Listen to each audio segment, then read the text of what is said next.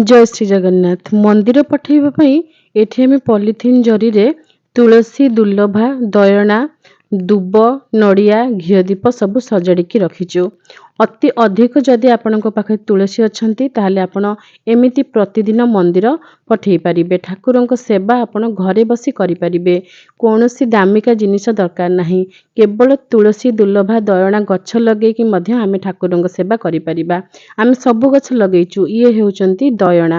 ଆପଣ କହିଥିଲେ ଥରେ ଦୟଣା ଦେଖେଇ ଦେବା ପାଇଁ।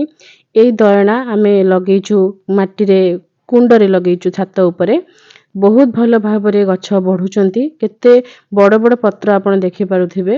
ଜଟା ବି ହେଇଛନ୍ତି। ସୁନ୍ଦର ଭାବେ ତାଙ୍କର ବି ମଞ୍ଜରୀ ଏମିତି ଆସନ୍ତି। ତ ଏମିତି ଦୟଣା ଆମେ କାଟିକି ଠାକୁରଙ୍କ ପାଇଁ ପଠେଇଥାଉ ମନ୍ଦିରକୁ। ତୁଳସୀ ତୋଳିକି ପଠାଉ, ଦୁର୍ଲଭା ପଠାଉ। ଏ ସବୁ କିଛି ଆଜି ଆମେ ଆପଣଙ୍କୁ ଦେଖେଇ ଦେଇଛୁ। ଏଠି ଦୁର୍ଲଭା ଗଛ ଲାଗିଛି। ଆହୁରି ବହୁତ ଜାଗାରେ ଆମେ ଲଗେଇଛୁ। ଯେହେତୁ ମନ୍ଦିର ପଠେଇବୁ ଟିକେ ଅଧିକ ଜାଗାରେ ଆମେ ତୁଳସୀ, ଦୁର୍ଲଭା, ଦୟଣା ସବୁ ଲଗେଇଥାଉ। ଏମିତି ବଡ଼ ବଡ଼ ରଙ୍ଗ ବାଲ୍ଟିରେ ଆମେ ଅଧା ଅଧା ମାଟି ଦେଇକି ତୁଳସୀ ଗଛ ଲଗେଇ ଦେଇଛୁ। କେତେ ବଡ଼ ଝାମ୍ପୁଲା ଗଛ ଆପଣ ଦେଖିପାରୁଛନ୍ତି। ଏ ଗଛରେ ତ ବହୁତ ଗୁଡ଼ିଏ ମଞ୍ଜରୀ ଆସିଛନ୍ତି, କିନ୍ତୁ କଅଁଳିଆ ମଞ୍ଜରୀ ଅଛନ୍ତି। କିଛି ମଞ୍ଜରୀ ଶୁଖି ଯାଇଛନ୍ତି, ତାଙ୍କୁ ଆମେ ରଖିବୁ ମଞ୍ଜି କରିବା ପାଇଁ। ଯେଉଁ କଅଁଳିଆ ମଞ୍ଜରୀ ଅଛନ୍ତି ସମସ୍ତଙ୍କୁ ଆମେ ତୋଳିକି ଆଜି ମନ୍ଦିର ପଠେଇବୁ। ଶାସ୍ତ୍ରୀୟ ନିୟମ ଅନୁସାରେ ସଂକ୍ରାନ୍ତି, ପୂର୍ଣ୍ଣିମା, ଅମାବାସ୍ୟା, ଦ୍ୱାଦଶୀ ତିଥି, ଗ୍ରହଣ, ପରାଗ, ସନ୍ଧ୍ୟା ସମୟ ଏବଂ ଅଗାଧୁଆ ତୁଳସୀ ଚୟନ କରିବେ ନାହିଁ। ପାଦରେ ଚପଲ ପିନ୍ଧିବେ ନାହିଁ।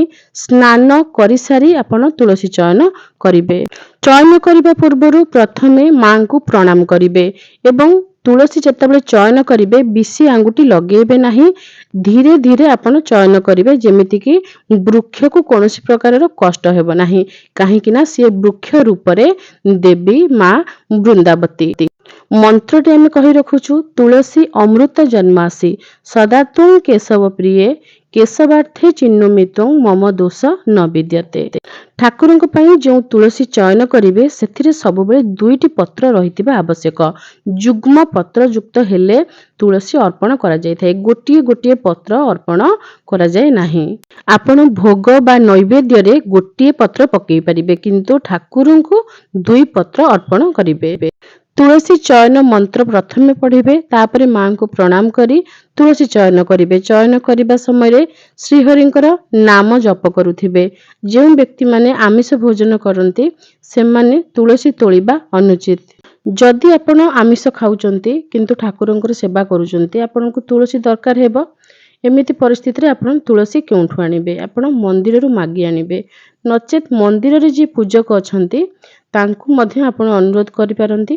ଆପଣ ତୁଳସୀ ଗଛ ଲଗେଇବେ, ସେବା କରିବେ ଏବଂ ତାଙ୍କୁ କହିବେ ତୁଳସୀ ଚୟନ କରି ମନ୍ଦିର ପାଇଁ ନେବା ପାଇଁ। ପ୍ରତ୍ୟେକ ଦିନ ତୁଳସୀ ଚୟନ କଲେ ଗଛ ଆହୁରି ହୃଷ୍ଟପୃଷ୍ଟ ହୁଅନ୍ତି। ସେ ଚୟନ କରି ନେବେ ଏବଂ ଆପଣଙ୍କ ପୂଜା ପାଇଁ ଯେତିକି ତୁଳସୀ ଦରକାର ଆପଣ ତାଙ୍କଠାରୁ ମାଗିକି ରଖିବେ। ଲୋକାଚାରରେ ଆପଣ ତୁଳସୀ ଚୟନକୁ ନେଇକି ବହୁତ ନିୟମ ଶୁଣିଥିବେ। ବହୁତ ଲୋକ କୁହନ୍ତି ବୟସ୍କ ମହିଳାମାନେ ହିଁ ତୁଳସୀ ଚୟନ କରିବା କଥା।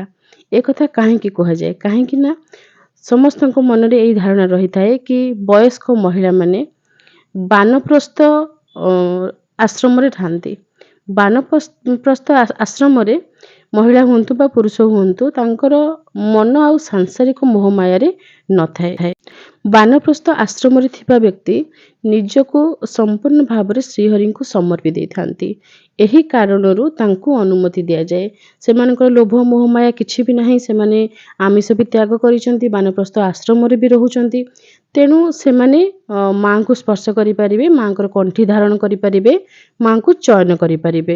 ବର୍ତ୍ତମାନ ସମାଜରେ କିନ୍ତୁ ଏସବୁ ଦେଖିବାକୁ ମିଳୁନାହିଁ। ବାନପ୍ରସ୍ଥ ଆଶ୍ରମ ବିଷୟରେ ବହୁତ ବୟସ୍କ ବ୍ୟକ୍ତି ହିଁ ଜାଣିନାହାନ୍ତି। ଯେତେ ବୟସ ବଢ଼ୁଛି ଅଧିକ ହେଉଛି, ସେତେ ଅଧିକ ଲୋଭ ମୋହ ମାୟା ଏବଂ କଳି କର୍ତ୍ତାଳ ମଧ୍ୟ ବଢ଼ି ଚାଲିଛି।